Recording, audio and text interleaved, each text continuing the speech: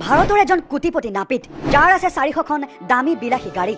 শুনাত অবিশ্বাস্য যেন লাগিলেও এই কথা সত্য যে পেছাত এজন নাপিত ৰমেশ বাবুৰ গেৰেজ শুৱনি কৰিছে BMW, ৰ'লছ ৰয়ছ, জেগুৱাৰকে ধৰি প্ৰায় 400খন অত্যন্ত দামী বিলাসী গাড়ীয়ে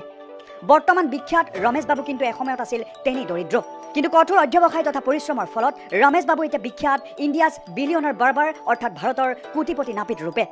ৰমেশ বাবুৱে মুখত সোণৰ চামুচ লৈ জন্ম হোৱা নাছিল মাত্ৰ 7 বছৰ বয়সতেই ৰমেশে নিজৰ পিতৃক হেৰুৱাইছিল যি পেছাত এজন নাপিত আছিল বেংগলুৰুত এখন সৰু চুলি কটা দোকানৰ বাহিৰে ৰমেশৰ পিতৃয়ে পত্নী আৰু 3 সন্তানৰ বাবে আন একোৱেই এৰি যাব পৰা নাছিল পিতৃৰ মৃত্যুৰ পাছত ৰমেশৰ মাতৃয়ে লোকৰ ঘৰত কাম কৰি ৰমেশৰ লগতে বাকী সন্তান দুটিক পোহপাল দিছিল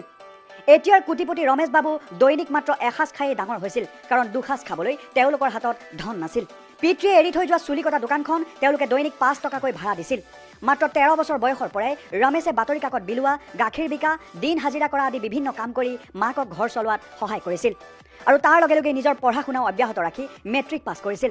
আৰু মেট্ৰিক পাছ কৰিয়েই পিতৃয়ে এৰি থৈ যোৱা চুলি কটা দোকান তেওঁ নিজেই চলোৱাৰ সিদ্ধান্ত লৈ কাম আৰম্ভ কৰিলে তেওঁৰ দোকানৰ নাম আছিল ইনাৰ স্পেচ আৰু খুব কম দিনৰ ভিতৰতেই তেওঁ অত্যন্ত জনপ্ৰিয় হৈ পৰিল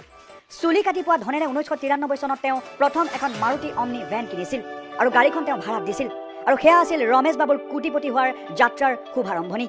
আৰু অমনি ভেনৰ পৰা গাড়ীৰ ব্যৱসায় আৰম্ভ কৰা ৰমেশ বাবুৱে লাহে লাহে ইখনৰ পিছত সিখন গাড়ী ক্ৰয় কৰি গ'ল বৰ্তমান ৰমেশ বাবুৰ আছে ৰমেশ টুৰছ এণ্ড ট্ৰেভেলছ নামৰ এটা ট্ৰেভেল এজেঞ্চি যাৰ আছে 400ৰো অধিক বিলাসী গাড়ী 2004 চনত ৰমেশে 38 লাখ টকা দি প্ৰথমখন বিলাসী গাড়ী মাৰ্চিডিজ ই ক্লাছ ক্ৰয় কৰিছিল আৰু আজিৰ তাৰিখত তেওঁৰ হাতত আছে মাৰ্চিডিজ BMW, জেগুৱাৰ, ৰ'লছ ৰয়ছ আদিকে ধৰি সকলো বিলাসী গাড়ী ইয়াৰ উপৰিও আছে প্ৰায় 1 ডজন টয়োটা ইনোভা আৰু 400খন কাৰ ভেন আৰু মিনি বাছ